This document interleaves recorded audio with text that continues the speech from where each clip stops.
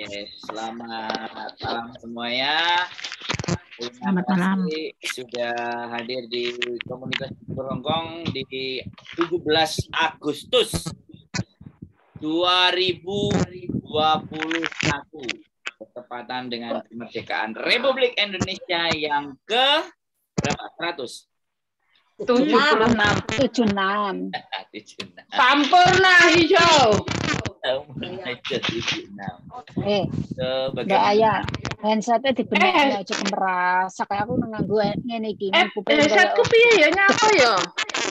Gawa. Oke. Dari Agustusan ini ada hal yang mau dipertanyakan, atau ada yang mau nyanyi? 17 Agustus tahun 45. Nah, ini yang mau nyanyi karnaval atau nyanyi apa yang mau dinyanyiin? Kira-kira? Atau nggak ada ide? Atau memutar video vlog kompetisi saya yang kalah? Aku tadi lihat-lihat, aku 2019 atau 2020 bikin vlog 4 biji dan kalah semuanya. Gak ada yang masuk nominasi. Oke, hari ini 17 Agustus, edisi spesial, edisi khusus. Ada yang mau apa?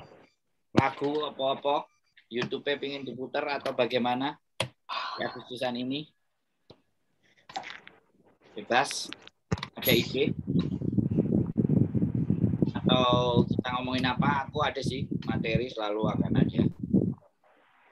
Tetap setiap Zoom saya akan selalu memberikan apa yang saya punya, yang di kepala dan di benak saya. Woi Mbak Oslo, apa enak sih nyanyi karaoke sekalian? Yen mi Osian Jen Mimi. Atau apa? Kok menang kabeh semuanya? Enggak dengar materi ben rada pinter ngono lho. Materi. Kok kayak tegang ya? Kayak tegang. Mbak Endari Sri selalu semangat untuk selalu dapat materi. Eliane semangat gak ya?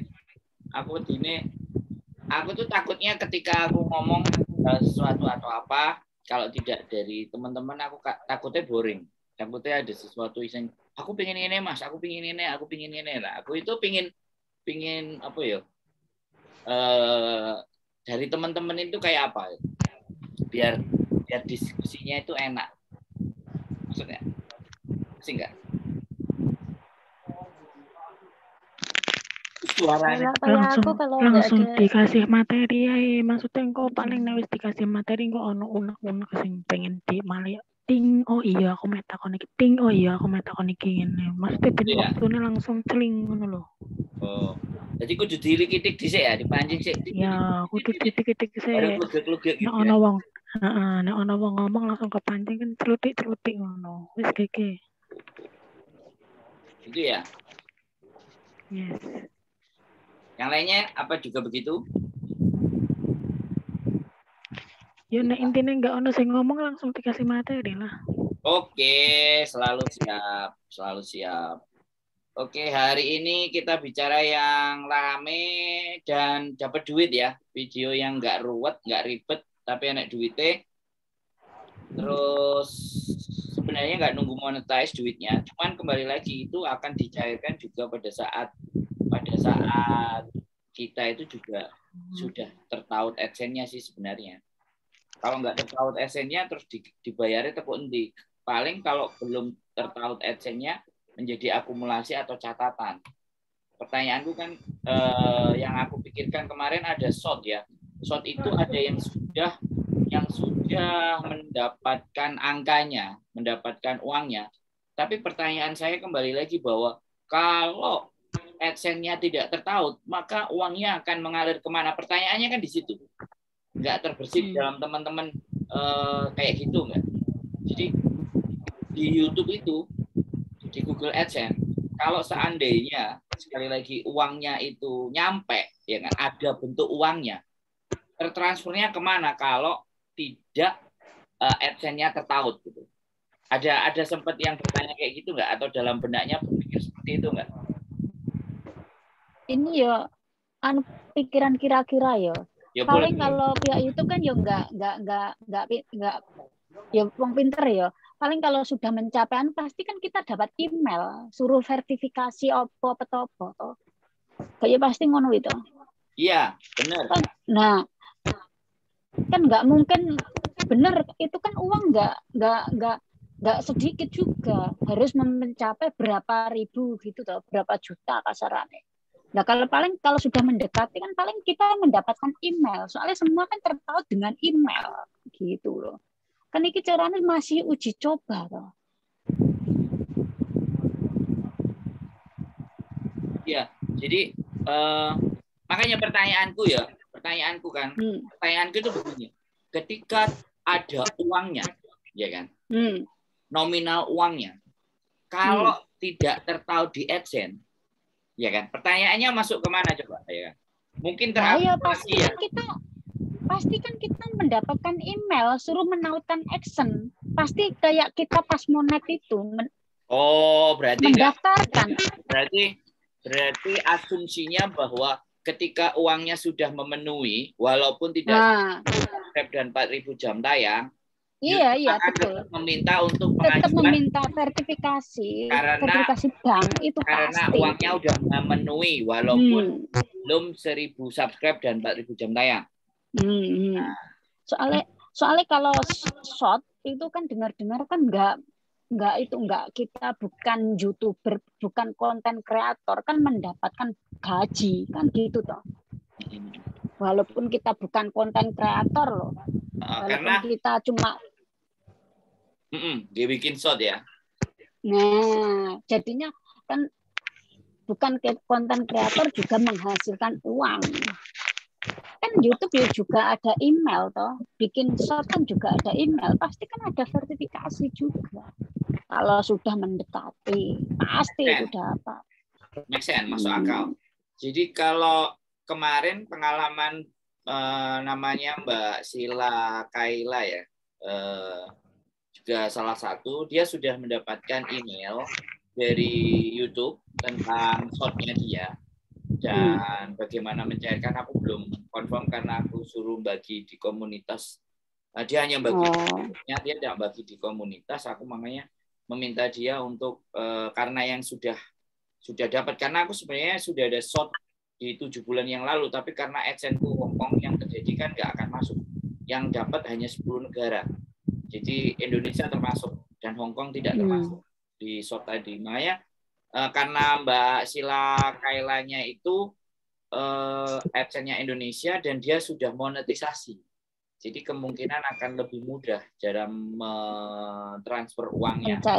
Mencairkannya lah. Pertanyaan saya kembali lagi, kalau yang belum monet dan subscribe itu loh, yang belum ada pengalaman.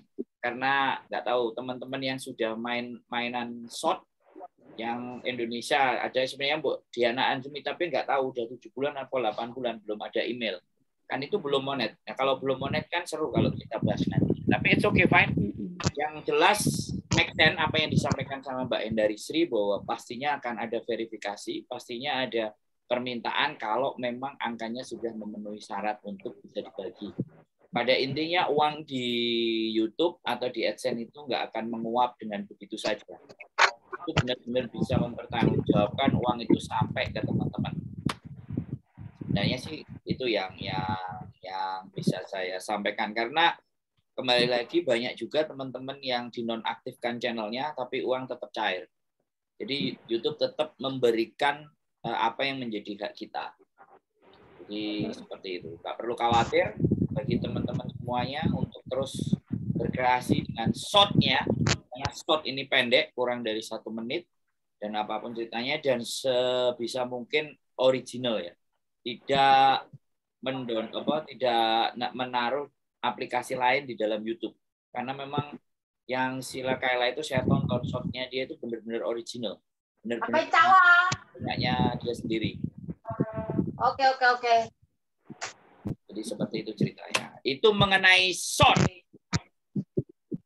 Materi mengenai short, dan short itu yo so simple gitu loh, gampang banget. Dan Nggak perlu edit. nggak perlu edit. Terus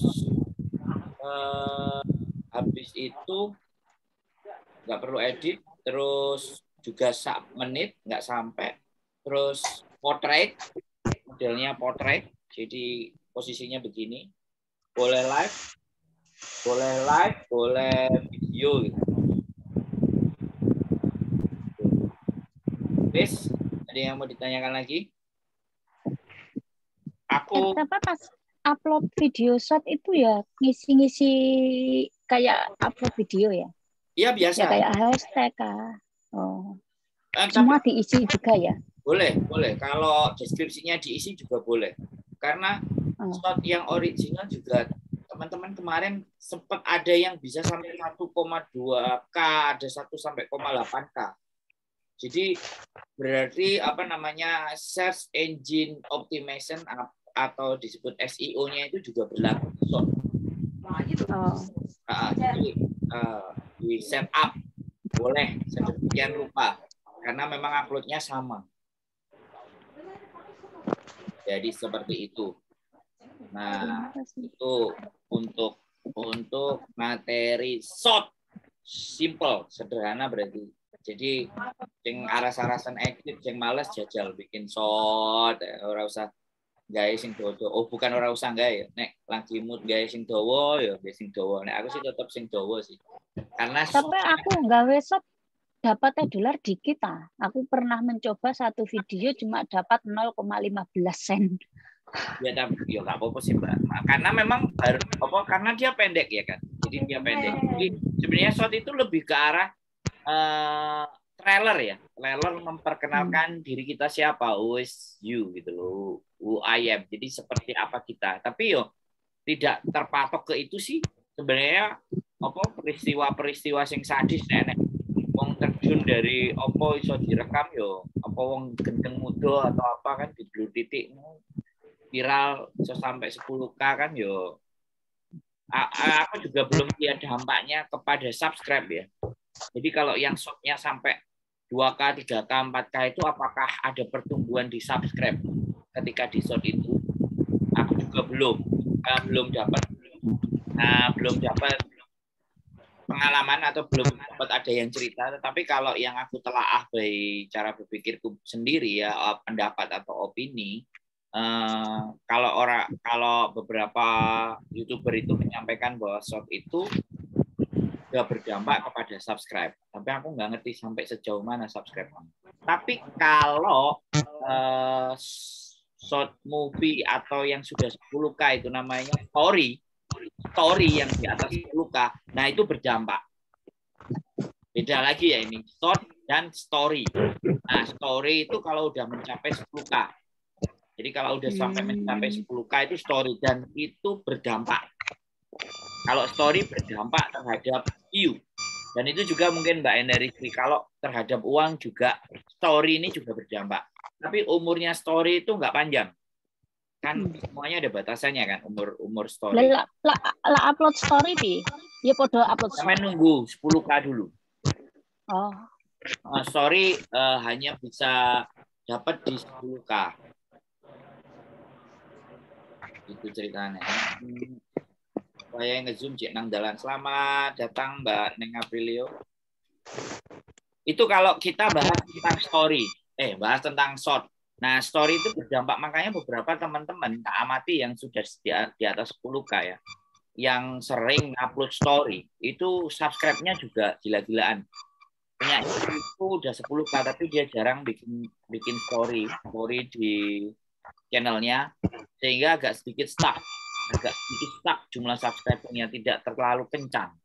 Aku kemarin lihat punyanya Samad Kuzaimah, lumayan juga cukup dah.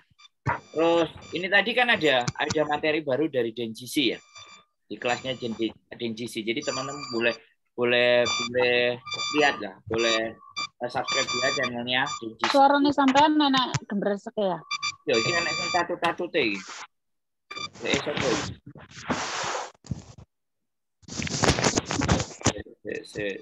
Aku mau kata yang lihat. Nah, harus ketemu. Satu-satu hilang nggak?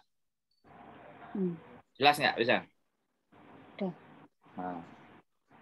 Asli udah kayak webinar ya. Jadi wongnya wis akeh, kemudian giliran ada satu orang yang ngomong semuanya di mute.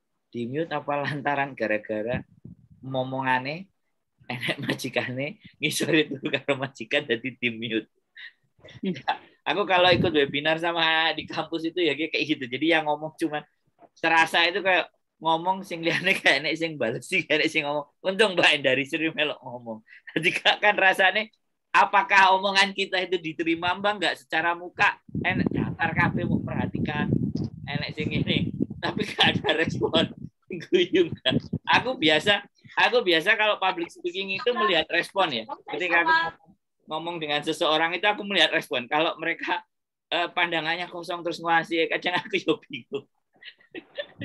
Makanya anaknya turu Mas. Oh lah ya karena it's okay fine. Makanya kalau ada laporannya yang kayak gitu berarti aku sudah belajar untuk memahami. Oke, kita tadi untuk bahasot ya. Terus yang kedua materinya DMGC yang menurutku memang bagus dan aku selalu juga lagi males sinau aku buka channelnya dia kan aku lihat mana yang perlu disampaikan yang mungkin teman-teman belum nonton. Kalau teman-teman sudah nonton ya bagus lah.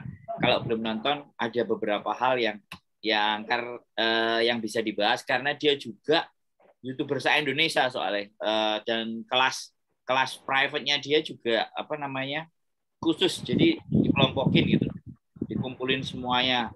Terus dia juga menelaah, dia juga meneliti walaupun dia subscribe-nya nggak terlalu tinggi kayak MM-an, tapi setidaknya dia membahas tentang knowledge dan dia juga diakui oleh YouTube dan dia juga punya akses khusus ke mereka karena dia menceritakan berbagai macam hal-hal yang berkaitan dengan YouTube. Artinya kan dia juga namanya evangelis.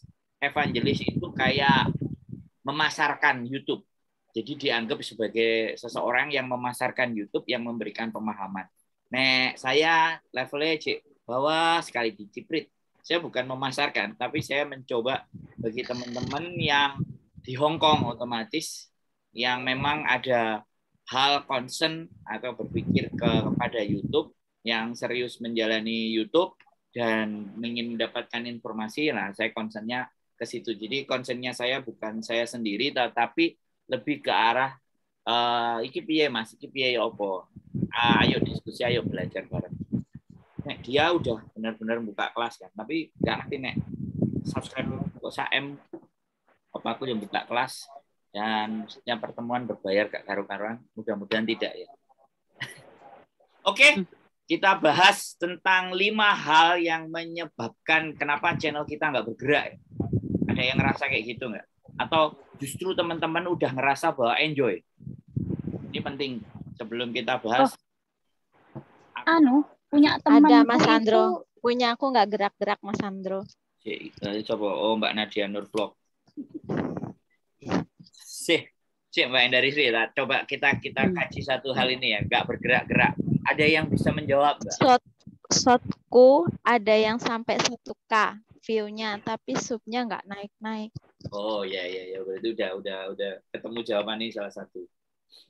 Kenapa channelnya nggak bergerak? Nah, teman-teman ada yang mau bahas nggak? Ada yang mau kasih jawaban nggak? Aku selalu mencoba untuk agar yang ngomong nggak aku tok. Teman-teman juga ada. Sampai video ya anak video durasi panjang apa vlog? Durasi panjang pendek. Soalnya kadang kalau nggak bergerak kan kadang ada spam. Ya, spam kosong Mbak, udah diperiksa sama Mbak siapa itu Oma siapa kayak sing Oma Meni. Oh ya Oma Meni. Kok diperiksa nggak ono. Sampean periksa dewe, Mbak. Udah diperiksa kan, aku kan udah dikasih tahu tempatnya di mana gitu loh Mas Sandro. Diperiksa sendiri ya. Oke, aku coba discuss ya. Aku coba jawab kenapa channel nggak bergerak ya. Yang pertama begini, YouTube itu kayak ibaratnya berharap sesuatu yang kontinu atau konsisten. kalau seandainya gini misalnya, kita itu mau jualan tahu atau mau jualan tempe. Nah, bagaimana ketika kita jualan tempe itu seminggu 2 kali dengan setiap hari jualan tempe. Nah, kita logikakan untuk agar bisa dipahami. Jadi kalau setiap hari kita jualan, otomatis setiap hari kita bisa berinteraksi dengan pembeli. Dibandingkan ketika kita berjualan pada saat seminggu 2 kali ataupun 3 kali. Mungkin itu akan pertemuannya terkumpul. Terkumpul kayak misalnya kalau kita ke orang Jawa ya zaman dahulu, itu enek jenenge pasar pon, pasar wage, pasar kliwon. Paham nggak? Jadi hanya pada hari itu saja dia berkumpul rame. Tetapi kalau kita jualannya per hari, kira-kira jumlah kalau sesuatu hal ada yang baru, ada yang baru, ada yang baru. Terus kan ada penonton terus, ada penonton terus. Ketika sampean ya kembali lagi sampean jualan seminggu 2 kali dengan sampean jualan setiap hari. Pemasukan itu akan masuk setiap hari rutin dengan dikumpulkan di hari tertentu terus ngumpul bareng. Penganalogiannya itu menurut saya ya, menurut logika saya itu begitu. Kalau kita itu setiap hari, ya sekali lagi, ibaratnya roda itu nek mutere bendino ini sret karo melaku mandek, terus melaku maneh, terus mandek, terus melaku maneh. Jadi itu satu. Jadi frekuensi atau intensitas kita ngupload video itu juga berdampak. Satu. Terus yang kedua, apa kata intensitas pada saat kita berkonten. Jadi itu yang berpengaruh terhadap naik turun. Terus yang kedua yang disampaikan juga Denjisi bahwa nice-nya itu khusus. Nice-nya itu khusus.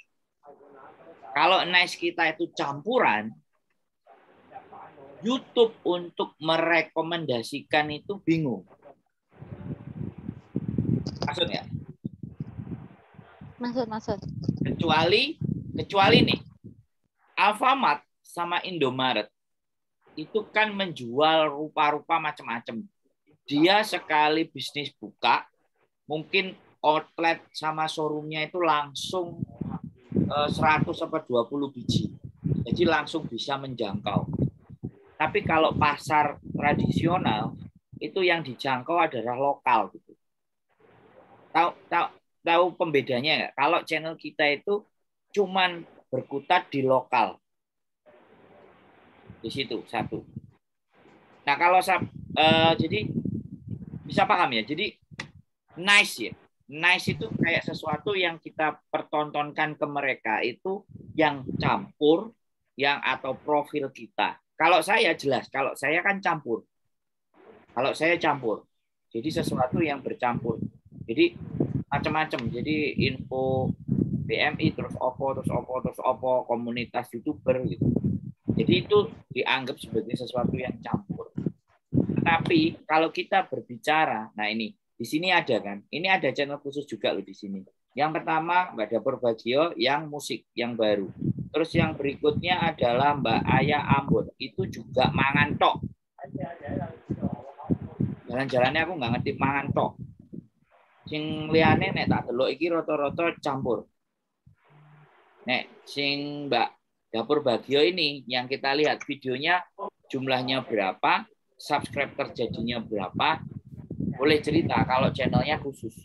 Nggak ada Samad sih. Kalau ada Samad, ada Ipah, itu channel khusus semua. Ada Najwa, ada Omameni, itu channel khusus semua.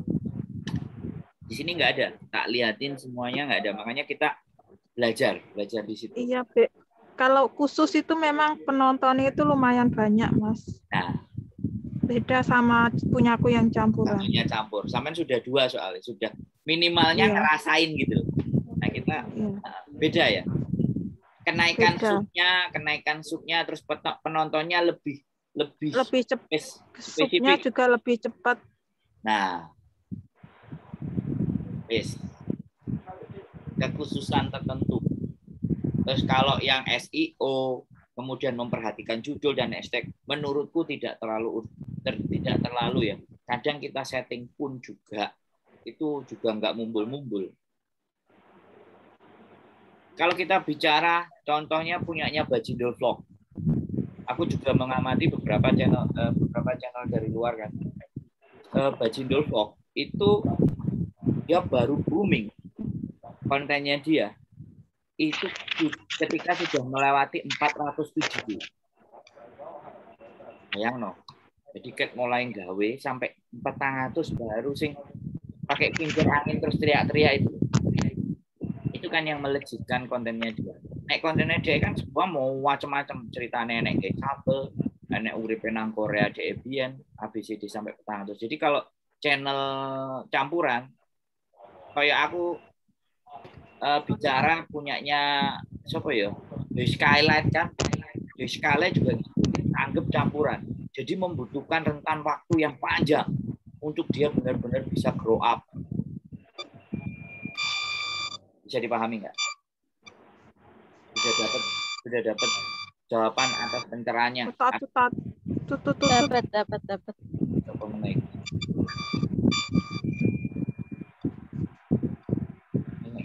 Ini kipas angin. Oh ya, ketemu Ono kayak cara kipas angin nih. Coba wis. Nenek. Yang mau ngomong. Itu dari saya. Yeah. Halo?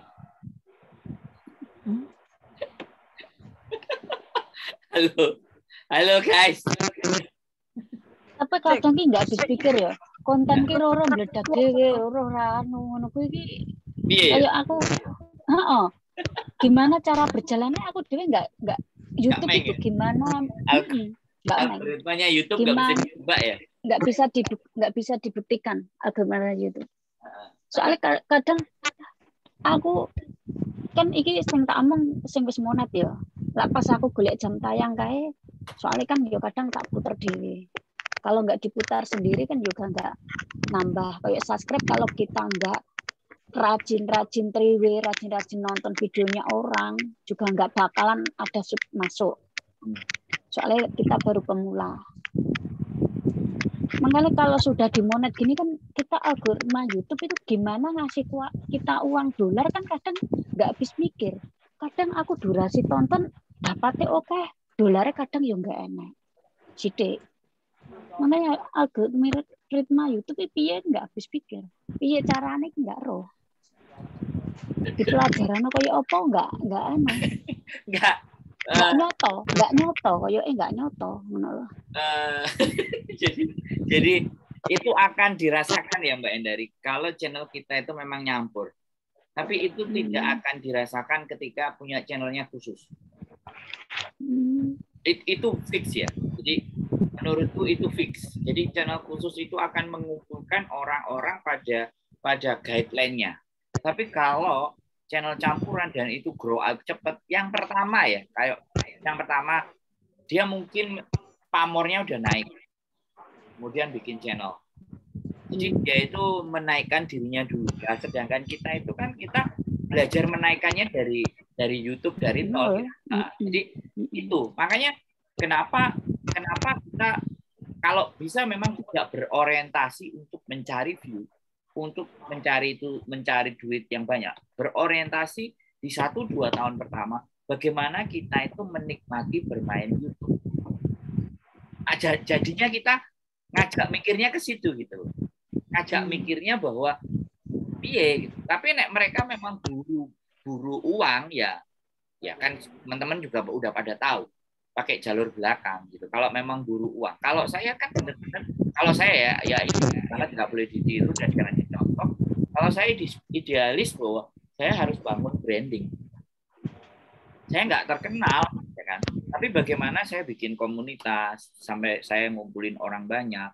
Saya bikin kayak gini. Saya bikin pertemuan, saya bikin sesuatu perlombaan agar supaya orang bisa mengenal saya lebih banyak. Jadi memberikan beberapa energi yang agar bisa kita sampaikan ke teman-teman gitu. Karena itu juga memang sudah sesuai dengan apa yang menjadi prinsip hidup saya.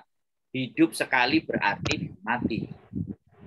Hidup itu sekali, nek gak ono artine cuman moro-moro mati kan ya wis. Nah, aku kepingin hidup sekali berarti dan mati. Punya arti pada saat ketika aku benar-benar dulu di awal bikin komunitas juga banyak kontroversi sama istri, kan ini semua wanita semua ya, perempuan semua kan, satu. Tapi ketika ini sudah tak bikin, saya juga merasa bahwa bagaimana agar supaya teman-teman itu merasakan menikmati dalam berkontennya. Rata-rata yang channel campuran itu butuh 3, 4, 5, 6, bahkan 12 tahun, 7 tahun, 8 tahun untuk benar-benar bisa grow up. Tapi ketika channel khusus, dia lebih cepat. Di YouTube itu melihat iki spesialisnya nanti namopo. Terus akhirnya banyak yang ditempuh karena algoritma seperti yang Mbak Endari Sri tadi bilang. Algoritma itu tidak bisa ditebak. Akhirnya beli view. 10K, 20K, 30K. Jadi salah satu kontennya dibledoskan sendiri. Karena ketika konten itu harapan mereka konten itu ada 1 atau 2 mumbul ke atas, yang lainnya itu bisa kayak terangkat gitu maksudnya. Jadi kalau kita mau mengambil sesuatu nek barang sing nyantol saler ya. Jadi nek wis kecantol ini keangkat semua gitu maksudnya. Make sense nggak? Masuk akal nggak? Ketika kita diskusi seperti ini gitu.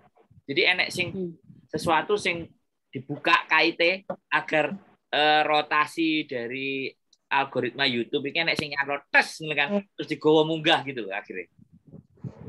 Jadi seperti aku cenderung juga berpikir kayak gitu. Makanya aku kadang bahas juga sama adikku, apa ya algoritma ini piye? Gak iso karena memang mesin dia. Dan terlalu banyak. Di dunia ini channel ini miliar misalnya. Triliun bahkan. Jenenge channel sak mau ngono aneh. Tapi ya ndadekno duit kabeh. Sing monet-monet ya bayangkan 54% dan 45%. Jadi YouTube dapat 45%, kita dapat 55%. Hampir separuh. Berarti kalau kita bekerja dengan YouTube, bagi hasilnya itu separuh, sampai separuh aku separuh. Tapi tak lihat pada kenyataannya enggak seperti itu. Separuh nek dikali mereka punya channel sakmono keane kan ya duit toh. Kayak Gojek, kayak sistem online. Itu YouTube sudah duluan. Jadi Gojek, Foodpanda, GoFood, aplikasi itu semuanya kan dia bagi hasil. Gojek 30-70. 30 yang punya, 70 yang jalanin. Misalnya kan. 30 tapi kali berapa manusianya. Jadi dia keluar modal di awal besar. Si Nadiem Makarim. Jadi memang sistemnya bisnis sekarang itu begitu. Sekarang ada namanya ads. Jadi aku kemarin di Bandung juga bosku mau endorse, jadi dia itu mau nyematkan video pendeknya terus bisa disematkan di YouTube dan direkomendasikan sama Google itu punyanya Nikmatul Rosida kalau target market dan orientasinya orang-orang Indonesia yang di Hong Kong. Nah di situ aku ternyata begini cara Google cari uang. Jadi Google itu ngeri. Oke, 1 menit setengah. Saya mau selalu tanya respon. Nah, setelah ikutan bagaimana, dan 17 Agustus, kembali lagi 17 Agustus yang baru gabung, saya ucapkan dirgahayu buat kalian semuanya, para pejuang-pejuang devisa yang istimewa. Semoga selalu semangat, selalu tabah, selalu kuat, selalu punya mimpi, dan mewujudkan mimpi. Yes. Yeah. Ada lagi yang mau dibahas? Aku nggak beli yang selamanya ya, jadi aku cuma 45 menit. Karena kalau beli terus, aku harus menyiapkan materi yang panjang dan nggak boleh. Tapi ini 1,5 jam ngerokok aku ngomong ya boring. Tapi harapannya teman-teman selalu setia hadir di Zoom. Itu yang membuat aku senang. Aku oleh pahala. Akeh bisa. Beda aja. Oke, itu aja. Sekali lagi ya, dirgahayu buat teman-teman para pejuang devisa Indonesia yang di Hong Kong, dan selalu saya mensupport. Ada sesuatu hal yang butuh ditanyakan, kita bisa diskusi bersama, baik di komunitas, WhatsApp, apapun semuanya. Dirgahayu.